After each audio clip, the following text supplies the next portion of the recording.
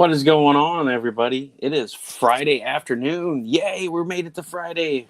Isn't that awesome? So, hopefully, we're supposed to have some warmer weather this weekend. We've been in sub-zero temperatures, minus 17, and now we're looking at the 40s, which feels like a heat wave the way that it's been. So, super excited about that.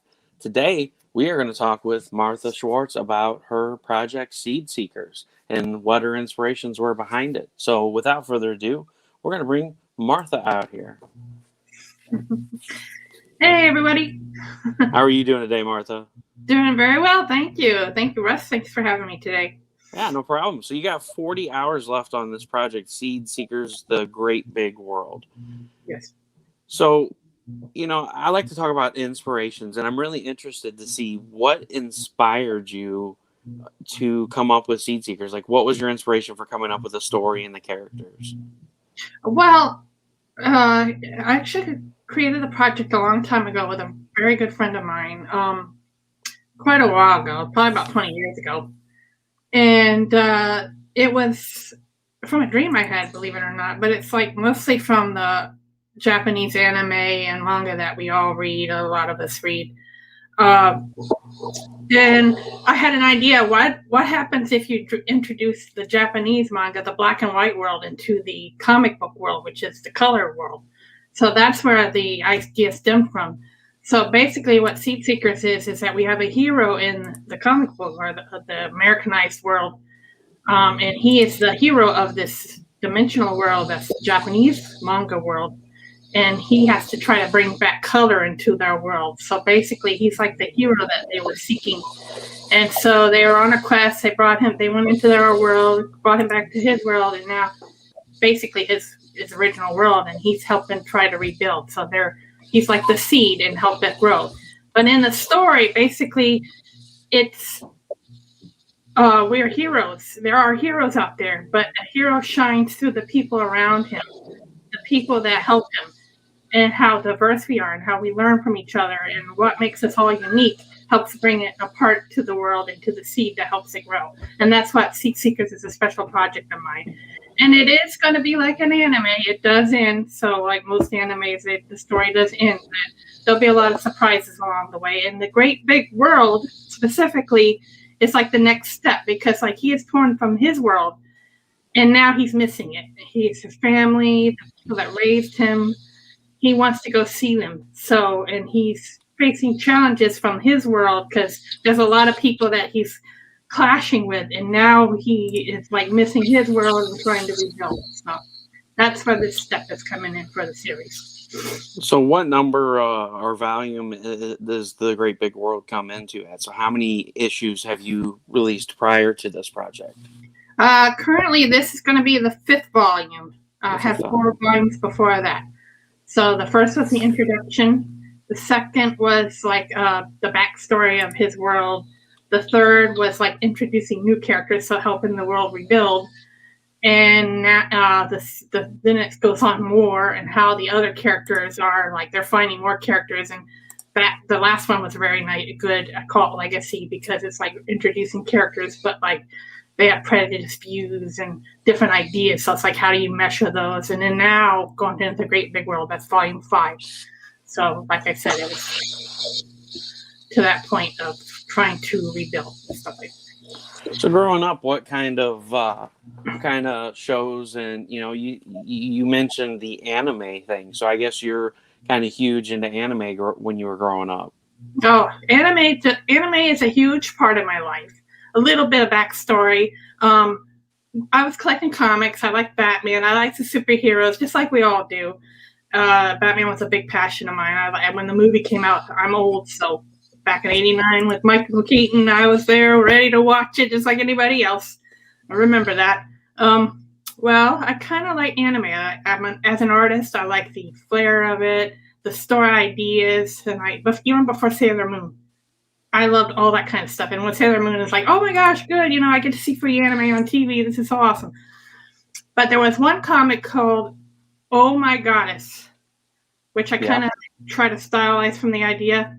But that comic book, I wrote to the fan mail in the back of the book. I said, hey, I'm looking for friends like I'm doing now on Facebook. I'm looking for and this was before Facebook, I'm looking for friends with the same interest. Well, this one person wrote me from Canada, guy, we were starting to write.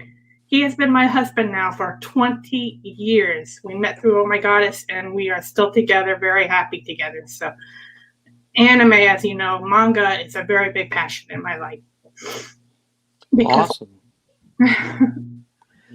So what are some of, besides that, what are some of the newer anime that you're a real big fan of besides Oh My Goddess?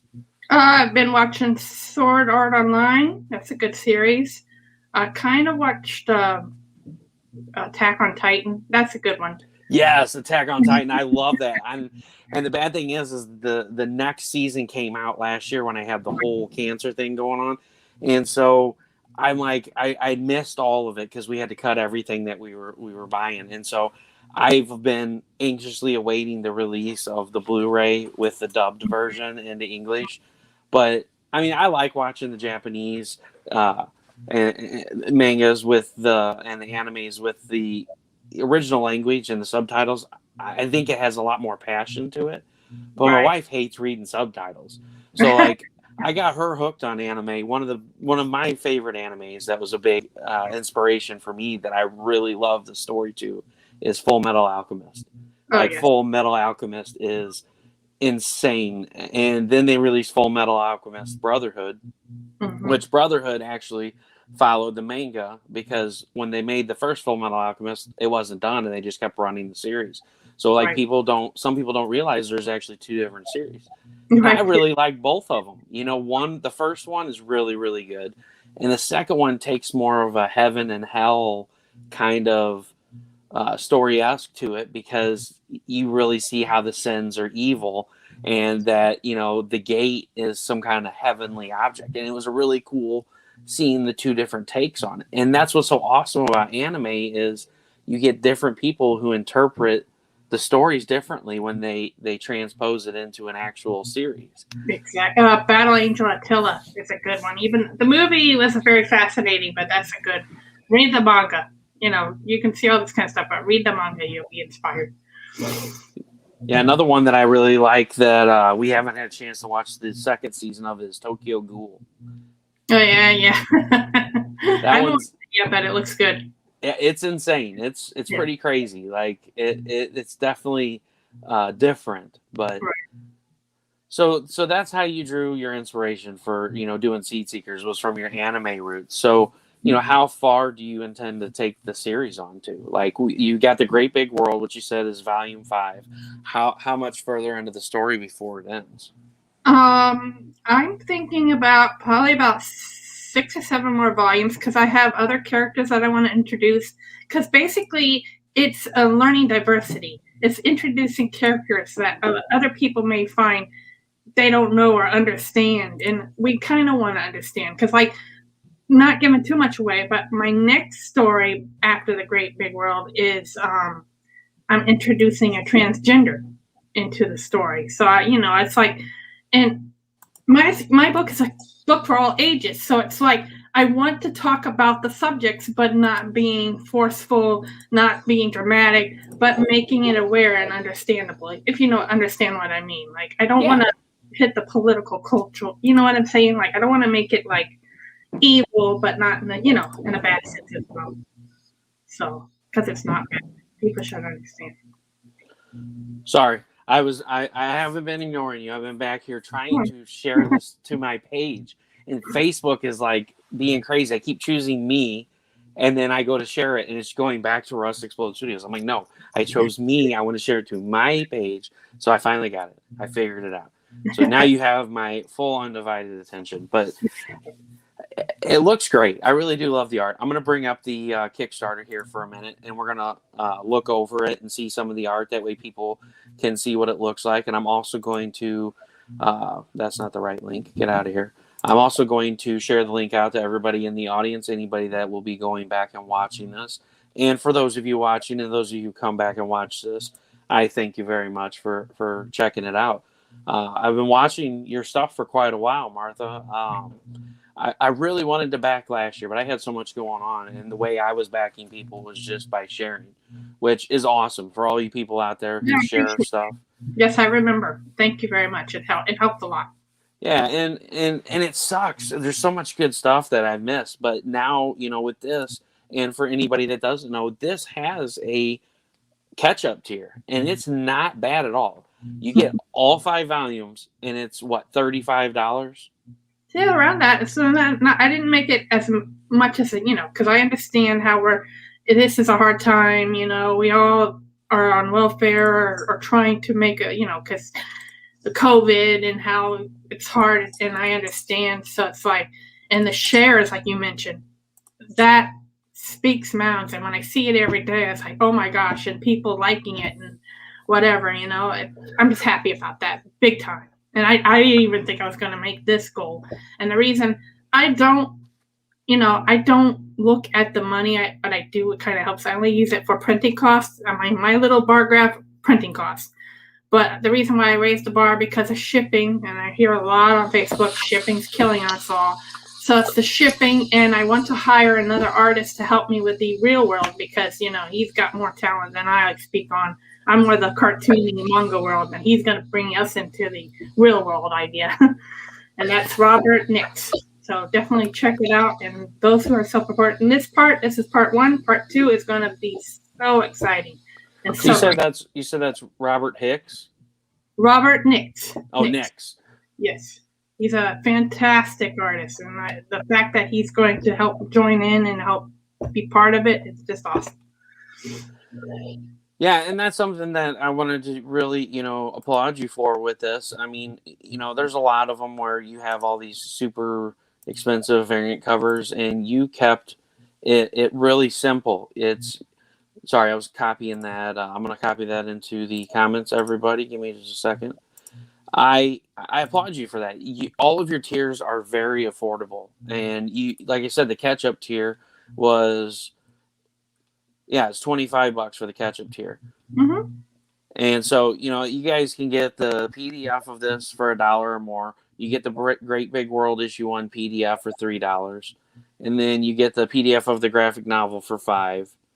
And everything's, I think the most expensive thing on here is like $50, and I think that's the one where you get the $250 for the draw in the next book. Drawn in by Robert himself.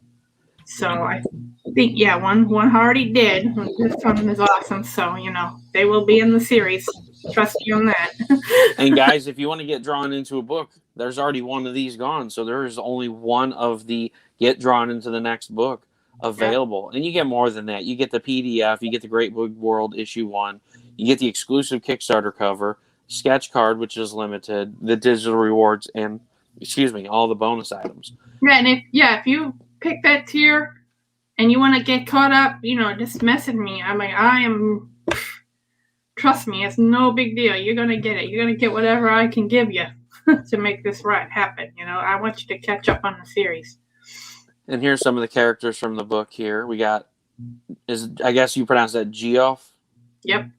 Okay. Geoff. So, some people pronounce it Geoff and some people pronounce it Jeff. So I was like, I wanted to elaborate on it. Geoff. Because it's a girl. Okay. And then we got Mardeline, Rose, Toby, Shauna, Epoch, and Shane. Yes. I love the characters. I absolutely love the art on this because, we kind of talked a little bit before the show. It's kind of like a 80s vibe. You get some of the 80s RPGs, the early 90s RPGs, the stuff that you played on Final Fantasy or is it Phantasy Star? And then there was another one that was really good, and that's what this really reminds me of. It reminds me so much of the old style RPGs, and I love it. It looks awesome. I actually, if I get it more established, I want to do a card game. I started making the cards, and I think I put it as a bonus. So, like, if anybody gets physical tiers, or I might even send it, I'm starting to make little cards about it. So it's like I want to submit some more RPG elements into it, because their weapons are magical. It comes from them. So, like, the weapons that you see, it pops up out of nowhere because it comes through them through magic. They're not wizards, but they're sort of like wizards kind of deal. So That's really cool. And then here, guys, I'm going to put this full screen so you guys can see this this layout here. So here is one of the scenes out of the book. And you did all the art for this? yes, did everything. I wanted the colors. This is the first time it's in color because originally, like I said, it was black and white. So you know how manga is black and white.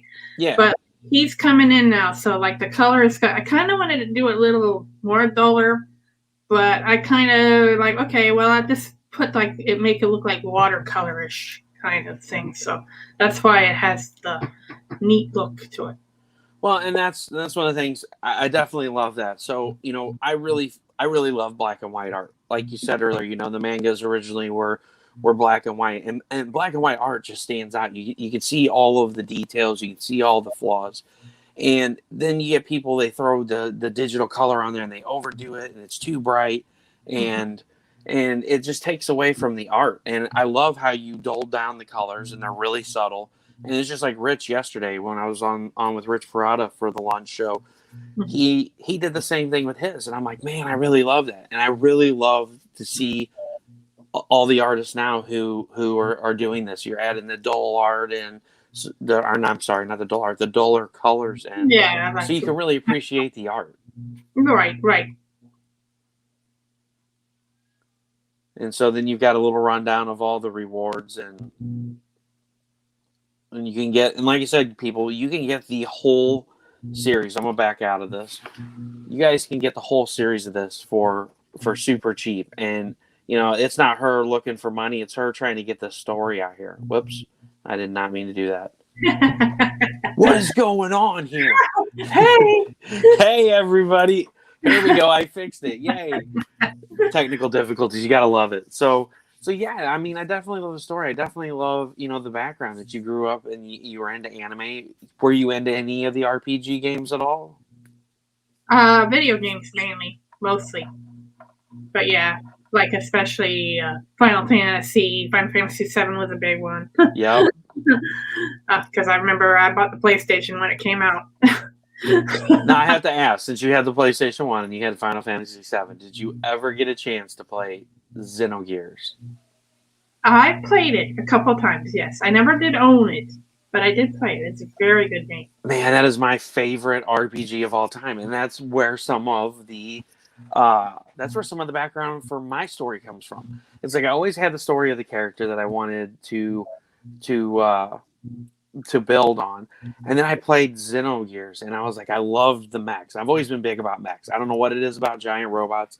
I absolutely love robots, and so when Xenogears came out, it was so cool to play as Faye and be able to control the robots and battle with them, and I was like, that's so awesome. And then, excuse me, and then you know you move on later on. They made Pacific Rim.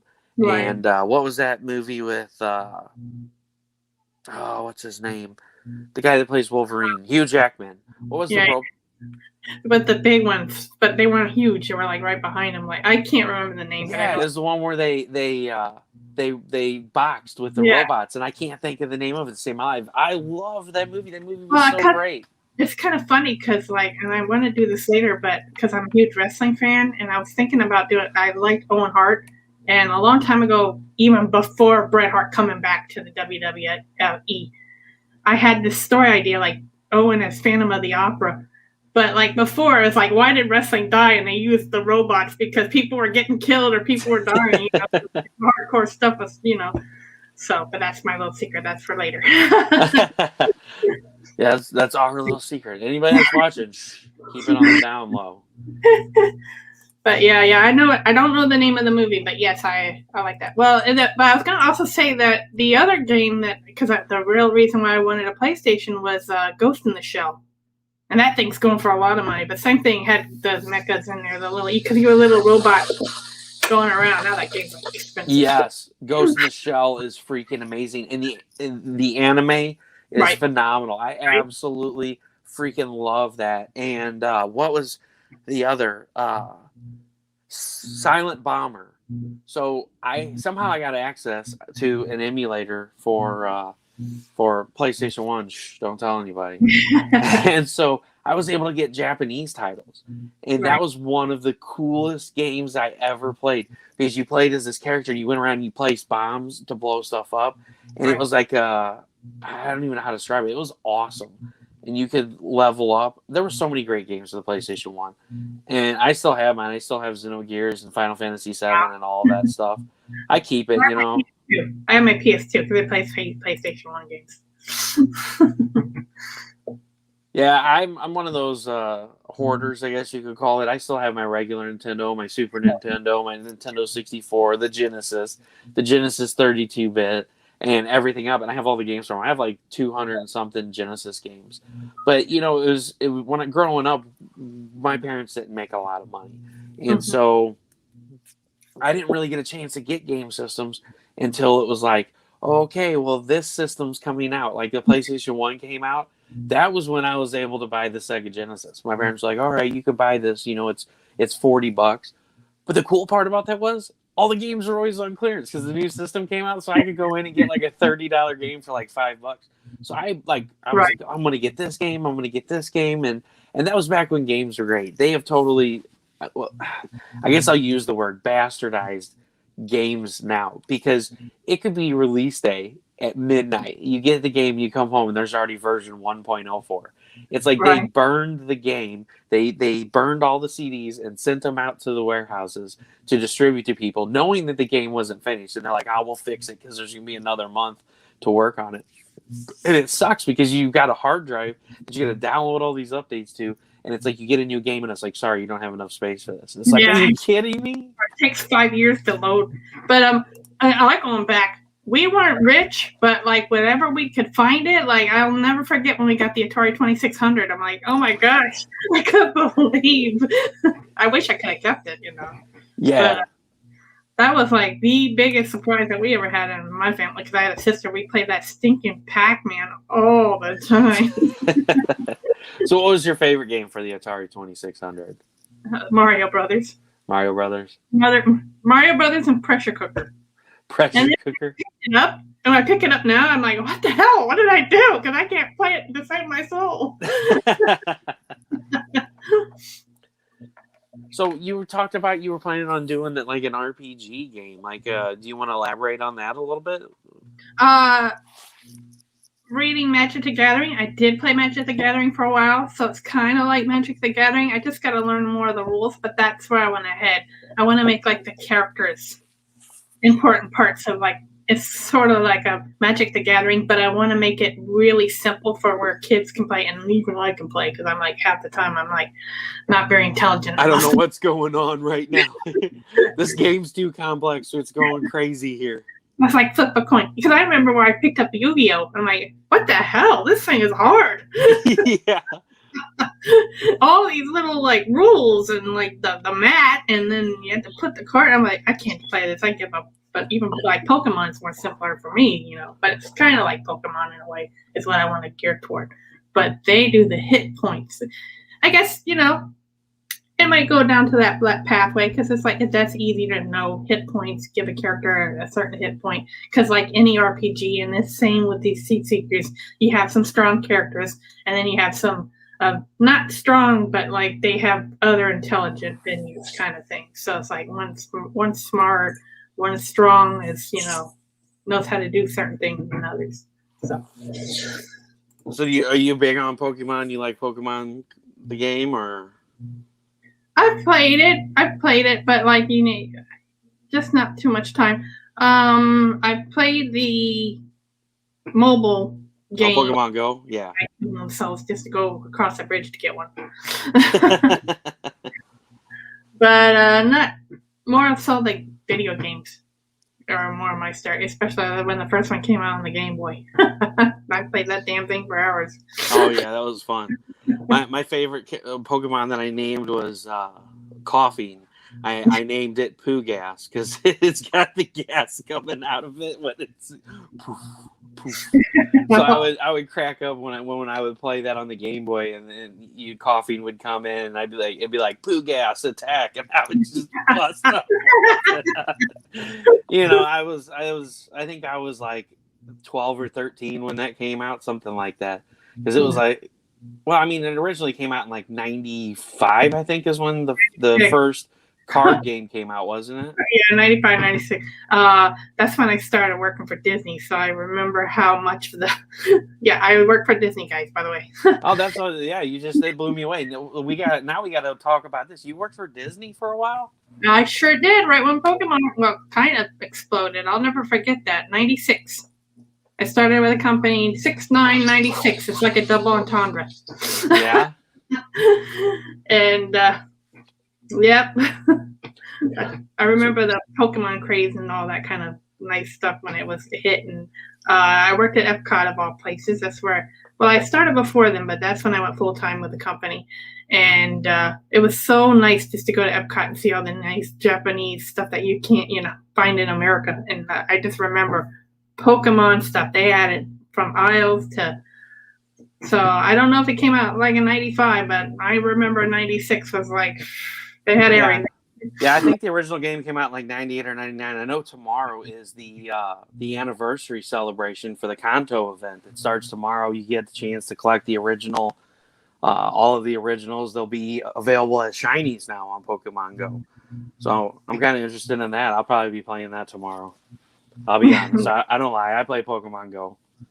And a lot of the reason what brought me, so when I was a kid growing up, I collected Pokemon cards and we played the game. And, like I said earlier, I played the Game Boy games. And of course, sorry, Brian just messaged me. I'm like, what in the world? I turned notifications off. So anyway, I played, one of my favorite things that the Pokemon were in was Super Smash Brothers. You could play as Pikachu. Right. And then as they progressed on, they started adding more in there, like Jigglypuff and all of that. And, it was a lot of fun. So, I kind of got out of it. I started adulting up and working all the time. I didn't have time for video games, so I quit playing it. And then now that I have, 2 kids, Roderick loves playing the PlayStation 4 with me. And he, ever since I started playing Pokemon Go, because my nephew didn't have a phone that was good enough to play Pokemon Go. Well, he got one. He's like, hey, will you go and play with me? I was like, well, I haven't played in 2 years. I don't even know what level I am, but sure, I'll help you out. Well, Roderick went with us, and he's like, I want to play that. So now my wife has it on her phone, and so that's Roderick's game. Roderick, we go out and we battle raids together, and he's like, oh, yeah, Dad. And so every day when I get home from work, Dad, can we battle now? But yeah, it was a huge craze, and it was a lot of fun. So right. I'm afraid that if I picked it up, or I started it, but I'm afraid if I pick it up, I'll probably people will beat me to no end, because I'm probably like a level 1. So let's get back to Seed Seekers. We derailed massively there on the video games and all that stuff. So sorry, guys, to bore you with the video game chat and nerd out on you. No, I'm not sorry. It's fun. But so the meaning of Seed Seekers. So the seed that they seek is the color for their world. Exactly, to help rebuild it, because and originally you think because what it is their hero has a seed. Well, it's like a crystal or something in his heart. It's protected by a tattoo. It's like a birthmark. It's a birthmark technically, and it helps their world grow. But there's going to be some interesting surprises along the way on what really happens with it and why it's involved. But he is like their seed that help rebuild the world. And so he's in the world now, and it's helping it grow and bringing life. But it's not him. It takes all of us to work together to help build that seed grow and help the world. So it'll be a turn. I'm not going to give away too much. Oh yeah, no, I understand. I was really interested in like all of them because it says Seed Seekers, and so in the literal sense, I was thinking, they were looking for seeds to plant, or I was like, I didn't know if it was the seed of life inside them, or how that played out. So I really wanted to, kind of elaborate for people that, see the title and they go, oh, Seed Seekers. Well, what is the seed all about? So that makes sense. So it's something inside of the main character that everyone works together and helps make the world grow. It's kind of like a birthmark, like you said. So yeah. That's pretty cool. But you got the right idea, because yes, you're gonna find out a lot of seeds in all of us, and We'll get to that point later on in the series for sure. Oh, now you're teasing us. That's right. Hook them for the rest of them. Just a kid. But Come on, yeah, you gotta join in now. I want to have 100 backers or more. You know what I'm saying? yeah, no, definitely, guys. You need to get on this. I mean, even if you back just the digital to check it out, it's worth looking into. And like I showed the art off earlier, you guys can go to Martha's page and check out the art. Send her a friend request, ask her questions about the campaign, anything you need, message her on the campaign and ask her questions. But above all, if you guys can't afford to back it, please share the project out. It's worth more than a back because you're showing 50 or 60, 100 other people the project. And then if one of those people share it, it's just a ripple effect. It goes from 1 to 1,000 people. And you may pick up a few people that'll help make this project come to life. And the more money she raises, it's funded, it's over goal. The more money she gets, the more money she can put into this project and the next project to help make it better. So, and like she said, you're moving on to Rob Nix for the next book that comes out, where it's going to be a more realistic style. Oh, yeah. And that sounds awesome. So the people, I guess you're saying, are going to be more realistic instead of the anime style. They're going to be drawn as like regular people. Right. They're going to be the comic book genre kind of deal. So, we're going from manga to genre, or the comic book. Hero, sort of, but it's not. But, well, Yeah, it's just going to be an American, a Western style comic instead of a manga. Right. Very cool. Very cool. So do you have any other ideas for projects once you were done with Seed Seekers, or is this kind of your baby for now and you'll think about it later? Right now, that's a big one, but I am doing several projects with other comic book writers and artists as well. So that's going to be a focus on, because I'm never going to stop. I love art. To me is a release, a relaxation. Like whenever you have a stressful day and there's nothing else you want to do, I just pull out an ink pad or my tablet, thank goodness for digital age, and I just sit back and I draw. So art just helps me a lot. So, and that's why I'm doing these projects, because I have a story to tell and I just want to share it with the world. So, and I want to also help other creators as well, because we've got so much great talent out there, and I'm an advocator, huge advocator, and I always like to help others out there. So, as you can see, even on my Kickstarter, I'm a super backer. I'm out there saying, hey, you got a Kickstarter? I want to support you as well as you support me, because I want to read your work as well as you give me, give Seed Seekers a chance to do it as well. Might not be your forte, but who knows? Give it a try and you'll see. Give it a shot. And you know what, and that I'm a super backer as well. I'm a huge advocate for comic books. I look for people who have Kickstarters going on, and I like to bring them on and talk about their stuff. See what everybody can go and look at a Kickstarter, and the thing is they don't get to know you as a person. They read what you try to say about yourself, but they don't get the gist of who's Martha, what is she into, what inspired her to make this book. I kind of get an idea what the book is about, but this gives you a chance to get on here and for people to get to know you, because that's what's important to me. I love getting to know the people that I back, the people that I support, and what kind of person they are and what kind of stuff we have in common. And it's cool because we can join in when you're live on other shows, and I could bring up something that we both are enjoy doing, and spur up conversation, and then get other people interacting in the crowd. And it's nice because it's like, hey, I really like this person as a creator. It would be awesome to see you on a con sometime and be like, hey, we meet in real in real life instead of this COVID thing.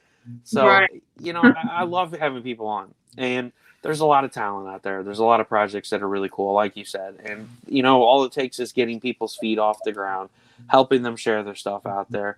And, even just sharing, like you said, if you can't afford to back, share the projects, help people out. And, it's awesome to hear that, that art is your outlet, the things that are going on in your life. And that helps to know that, because hearing you say that, you say, oh, art is my outlet. I have my tablet with me. Art's my way of coping. That's how there's going to be emotion. There's going to be empathy with the characters, because you're pouring your emotions, your frustrations, your angst anything that's going on in your life is attaching to those characters. And that's a hard thing about creating too that people don't understand is as a creator, you have to be in the right mindset to write a certain part of the book. So sometimes you jump around because like you're in a bad mood. It's like, all right, I really want to write this part where the character is really pissed off. Or you come home, you're kind of sad. You're like, this is a great time for me to write this emotional and moving part of the book because you got to have that emotion behind it. You don't want to have empty words and just be like, you know, oh, so and so entered the room and they were like, okay, I'm in a bad mood. You know, you really got to punch it in there. And so I love hearing that, you know, and that's what you hear from a lot of creators: writing, art, creating, anything like that. We've had cooking shows on here. I'm not making it up. I have all kinds of people on here. I'm like, hey, you want to come on here and show off your cooking show? I love cooking. That's one of my other things. I've never said that live on air before, so this is the first time everybody's hearing that. But I'm huge on cooking. I cook pretty much every night, and I love trying out crazy new dishes. And my wife's always like, that sounds like the craziest thing in the world. I don't know about that. And then it's like, this is awesome. This is my favorite thing ever. So, you know, that's my thing. Writing is my outlet. Video games is another one of my outlets. And cooking is another outlet that I love doing. So when I seen my buddy who had a cooking show, I was like, hey, you know what? I want to get on here and help share it out. I mean, what's wrong with getting home at the end of the day and being like, oh, cool. What are we going to make tonight? You know, learn something new. That's funny because like today was the very first day, but probably my third time where I learned how to make chicken wings. So I'm like, no, I love making chicken wings. It's like the easiest thing I learned. Baking powder. I never knew baking powder was the secret ingredient to chicken. Really? Wings. Yes. Oh, you gotta tell us all about this now, Martha. We're turning into the Martha Stewart show now. Now we're doing cooking. Yeah, baking powder, and I can't take sodium too much, so I try to cut back on a lot of it because of my diabetes and stuff. But like this baking powder with no sodium, and I put a little bit of garlic powder in it as well. So, and then you just put that in with the chicken, make sure it's dry, and just cover the chicken with that baking powder, and then that's your secret ingredient. And then you can use any kind of sauce, and put it on a rack, cooking rack, kind of like pan. 30 minutes on one side, 30 minutes almost on the other side. So basically like you're baking it, but it looks like it's fried, but it's not. And that's the secret ingredient, baking powder. Give it a try. So that's it. So you wash the chicken, you pat dry it, you Yes. mix garlic and baking powder together, and you just roll it in it. Yes. That is freaking amazing. I'm gonna try that. I'm gonna hold you to it. I put peppers in, so if I can't salt, I just put the peppers in. Oh, I got you. Really? I'm gonna season it up. It's gonna have oregano and freaking parsley and garlic and chipotle. And baking soda. Yes. And then at the end, I read the thing about you can do buffalo wings, so you make the buffalo sauce. I gotta try to avoid some of that, but like you can use. They have honey sesame seed, garlic.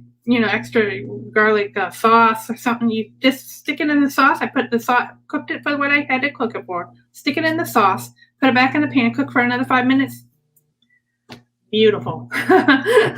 Garlic powder.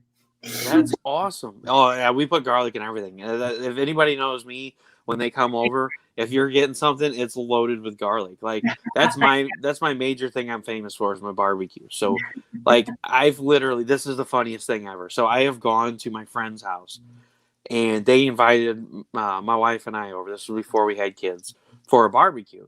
Well, I get there and I'm like, why is the grill not going? He's like, oh, we were waiting for you to get here. Here's the meat and there's the grill. Go get cooking. I was like, I'm never barbecuing again for anybody. Now when I get invited over, I have to barbecue for them. So we always had this running joke going on that my buddy would be like, he's like, let me come over there and compliment your meat. And it was like, dude, that sounds so wrong. Sounds so wrong. But yeah, I've definitely got to try that out because I love chicken wings. Like we finally found chicken wings that we can buy at the store that are freaking, that are freaking phenomenal. They're Pepperidge Farm, I think is what. They're Purdue.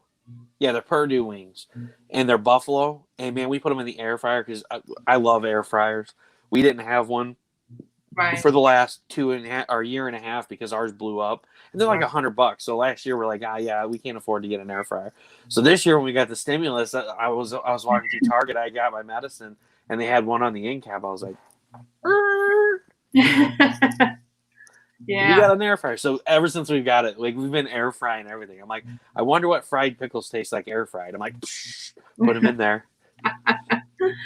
But that's awesome, man. I love that. See, I learned something new from the show. Now I'm going to do baking powder chicken wings. And I know we've got a ton of it. So what I did was I took the baking powder. What show is this again?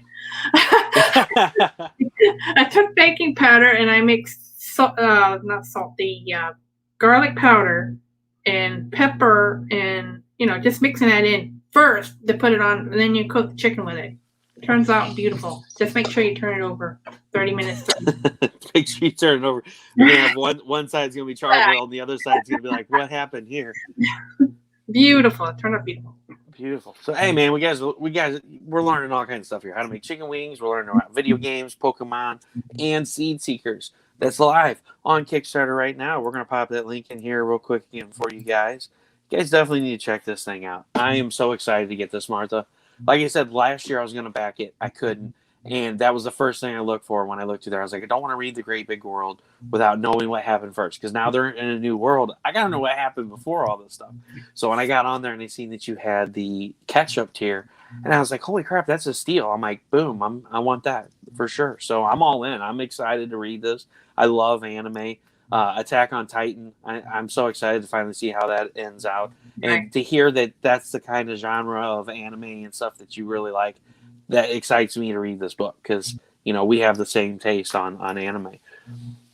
What's the other one that we watched? Witch Hunter Robin was one of the ones that I really liked. That's from a long time ago. Oh, yeah. I watch a lot of the old school, too, because that's like, Clamp was a huge thing in my life. That's kind of like what Seed Seekers is. I based it a little bit on Magic Knight's Ray Earth because it's about 3 girls with the 3, water, fire, earth kind of like deal they look like, and they have that little puffball character with the rabbit ears. There's a unicorn, that's what he symbolizes. So that was kind of like an inspiration too. Magic Knight's Ray Earth, give that a check. Have you ever seen anime's good too? So have you ever seen Ninja Scroll? I've seen bits of it, not too much yet. That is a crazy anime. It's definitely crazy, gory and weird, but man, the art style on that is freaking amazing. I mean, some of these older animes, just the art and that they have in it is it's breathtaking. It's absolutely beautiful, and I'm really excited. I picked up Claymore last year. Is a series that I've really wanted to watch. Everybody's talked about it, so I have the full series of it. I'm going to definitely check that out. The one I'm most upset about is, and I need to get the mangas for it, is Dead Man Wonderland. The freaking anime for that was amazing. Like, I watched the first series and I was like, all right, when's the second series coming out? And I found out that this anime was from like 4 years ago and they don't plan on doing a second one. I was like, how can you leave off here? This was so good. Yeah, it's sometimes they're just like us. If it doesn't go well over there, they just forget about it. Unless, but there's like some of it, like classic stuff like Lupin the Third. I'm talking old school anime, old from the 70s. I mean, they still have their fan base. They've got some stuff out there. So it's like, and sometimes even like what you mentioned, that comes up later. So you never know, it might pop up. I'm really hoping so because I Googled, like, as soon as the show ended, I Googled it. I'm like, Dead Man Wonderland season 2, and there is like 50,000 threads of people like, why, talking about why did they cancel the show? The show was really good, blah blah blah, and it was just like everybody's like, we need season 2, and so I don't know if that'll ever happen, but that's the nice thing about indie creators. When we're creating stuff like Xenonaut Titan or your project Seed Seekers, it's like we plan on going to the end with this. We're gonna. So we don't have to worry about, Seed Seekers never ending because you're already planning on the next book. You've got it now. You've got the anime, the manga style books, and your next book's going to be the Western style comic book with, more realistic people. And that's going to be really insane. It makes me really, excited to read the story and where it ends off and how it leads into them going into the real world. That's really cool. It's going to be very exciting. I'm going to just let you know. It's like I said, we got a lot of PC culture in it, and it's going to give a little bit of a change out there. So I think you guys will be excited for it. It's definitely an anime quality kind of show. And guys, if that's not enough to sell you on it right there, look at the passion in Martha's heart. Look at how excited she is about doing this, and That's it's right. like, oh no, it's great to see that you're passionate about the project. You Oh, get a lot of people that'll come on and they're like, oh yeah, I like this project, but you're dedicated to it. You're passionate about it. You're in love with your project. You're excited to take it to the next level. And here's the thing: you're constantly growing with it. You started out with black and white. You moved up to color. Now you're moving up to a bigger artist. So not only are you passionate about your project, but you're constantly improving it. You're making it better, and you're bringing people the best that you can. And I think you're going to blow it out of the water. I really do, and I'm really excited for where this is headed. I'm really excited that you funded. But everyone, let's get her over that. Maybe Martha's got some cool stretch goals she might add in on here, and we can knock them. Yeah, thank you for mentioning that or leading me into that, because I'm like, I have interesting tiers on there, add-ons. If you're getting physical tiers, if you get a PDF, because it's understandable, get the PDF. But if you get physical tiers, I got my little thing here. For some of the sketch covers, I'm putting this little seeded paper on it, little heart seeded paper. So that's one of the bonus tiers or extra tiers that you can pay for, the seeded cover kind of exclusive. So I have that going for it. I also discovered hollow foil, so I added that at the last minute. If you are getting a physical tier, you can add it, and they're not expensive, $10. I believe the seeded cover is like $10. You've got so many options out there. So do you have any mock-ups of the hollow foil covers? Those are going to be brand new. So those are going to be brand new. So you don't even have a mock-up of them yet. But I have on the reward itself on the bottom, I got the 2 covers pending of who they're going to be. One's a Jeff Schultz cover. He did Archie comics. Very nice. I love it. So I'm like, I have a lot of Archie fans. So I'm going to put that on one of the hollow covers, or my personal character, Gia. I have a lot of people love that character. So if somebody gets a tier and they overpledge for that $10, just message you on the Kickstarter and say, I want the hollow foil. And then once the covers are done, everybody will have a choice at it. Yes. Okay. Yes. So check them out, please. You guys are awesome. I really appreciate it. And I don't know what else I can say. Well, I will give you the full screen. I will give you a chance to tell everybody, give one last rundown about what Seed Seekers is about, where they can find you. The link, everyone, is right here in the comments if you want to go check it out. Check out those awesome hollow foil add-ons and all the stuff she was just talking about. But like you said, give everybody one last rundown about what Seed Seekers is about and where they can find you. Okay. Yes, again, Seed Seekers is basically a Japanese anime kind of a story where we have a character who is the hero, and he is in our otherworld dimension, and 3 brave warriors have to bring him back to their dying dimension to help rebuild and recreate their world. He is technically the seed, the heart, but we find out that the other characters are the heart of the matter as well. And the great big story, which is what this campaign's about, is that he has done a lot to help rebuild and reshape this world, my character Ian.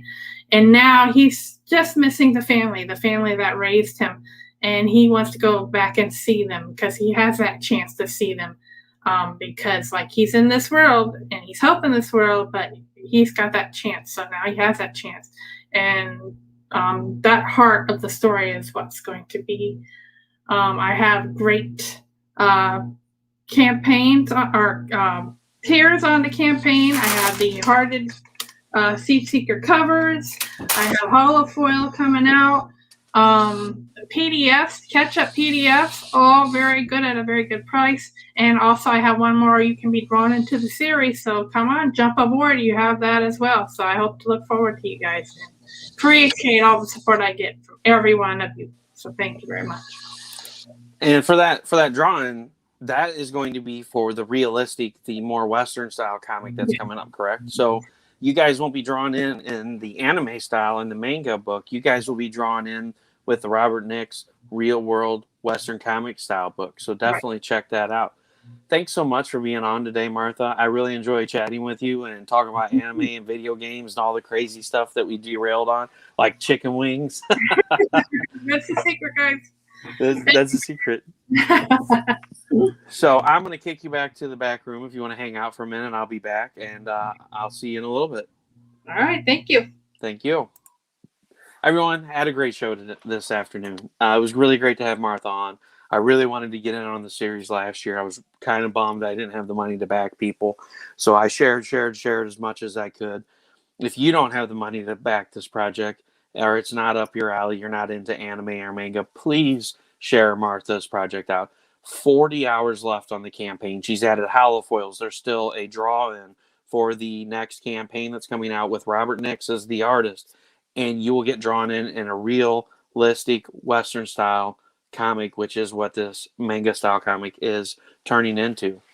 So, like I said, I had a great show with her. We learned a secret behind making great chicken wings. We talked about video games, we talked about animes, and what our favorite series are.